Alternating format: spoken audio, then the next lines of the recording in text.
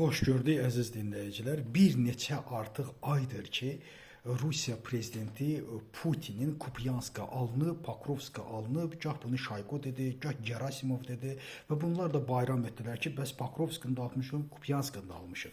Amma bu günləri isə artıq Zelenski Kupyanskadan video çəkir. Kupyanskada öz əskərlərini təbrik edir və oradan video çəkir, bildirir ki, mən buradayam. Yəni, orada yenə də ağır döyüşlər və dəhşətli döyüşlər gedir. Bütün bunlara baxmayaraq, Ukrayna ordusu Rusiyanı orada iflic edir və minlərlə itki verir Rusiya hər gün. Yenə də Trumpın Putinin simasını xilas etmə prosesi isə davam edir. Hər gün müzakirələr, hər gün Avropa ilə müzakirələr və Avropaya bir nifrət var. Artıq Trumpda da bu nifrət var. Niyə görə? Çünki onlar demokrat deyirlər. Bugün sinfi bir müharibə gedir.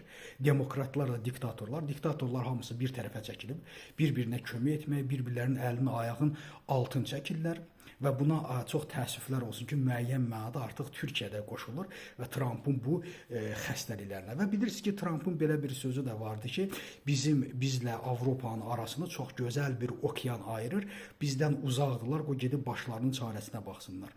1492-ci ildə Kolumb sınıq sökük təknəsi ilə əgər Amerikaya gəlib işğal etdisə, Amerikanı gəlib tutdusa, 1960-62-ci illərdə Karib böhranı baş verib Rusiyanın xətt gəmisi, atom gəmisi Floridanın sahilinə gəlib çatdısa və dünya atom silahının təhlükəsi altına düşdüsə, mənim əzizlərim, o gözəl okeanı keçmək üçün bugün 21-ci əsrdə müasir dövrdə o gözəl okeanı keçmək bir addımlıqdır, bir dəqiqəlikdir, 2 dəqiqəlikdir. Yəni, bəlkə də Trump hələ də o keçmişlərdə yatıb, hələ də bilmir ki, bugünkü müasir silahlar, müasir gəmilər, müasir sualtı qayıqlar artıq o gözəl okeanı keçmək üçün cəmi cümlətanı 2 saat ərzində ona bəs edir. Yəni, bugün müharibədə və bugün bu vəziyyət, müharibədəki vəziyyət bu formada davam edir.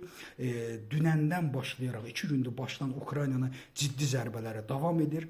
Xəzər dənizində vurulan obyektləri demişdim. Bugün Xəzər dənizində hətta artıq gəmilərin də Rusiyanın bir neçə gəmisini də vurmuş oldu. Təşəkkür edirəm diqqətinizə görə.